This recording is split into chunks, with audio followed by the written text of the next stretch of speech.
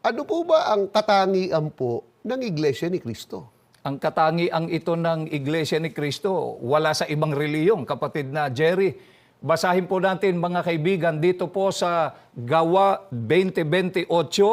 Ganito po ang mababasa nating sagot.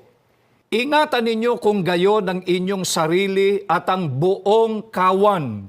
Narito'y hinirang kayo ng Espiritu Santo na mga katiwala upang pakanin ang Iglesia ni Cristo na binili niya ng kanyang dugo. Napakaliwanag po sa Biblia, mga kaibigan, na ang Iglesia ni Cristo ang binili o tinubos ng Panginoong Hesukristo ng kanyang dugo. Ano naman po ngayon kung ang Iglesia ni Cristo tinubos ng dugo ng Panginoong Sukristo? Pagka po ba tinubos na ng dugo ng Panginoong Sukristo ay stable at secured na po ang kaligtasan? Totoo yun, kapatid na Jerry. At yan ay pinatutunayan mismo ng Biblia.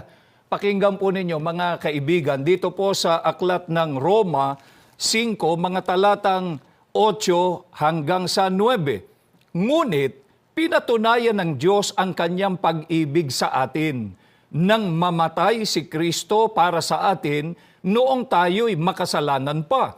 Yamang sa pamamagitan ng kanyang dugo, tayo ngayon ay napawalang sala, lalong tiyak na maliligtas tayo sa poot ng Diyos.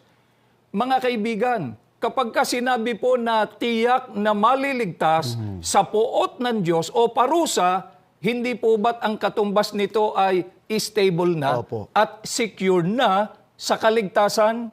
Ito po ang dahilan, mga kaibigan, kung bakit hindi po kami nagsasawa na ipag-anyaya sa inyo ang mga aral po ng Panginoon Diyos na aming sinasampalatayanan, na habang tayo po ay nabubuhay ay napakahalaga at dapat po ay maging pangunahin sa buhay natin ang maging kaanib sa Iglesia ni Cristo.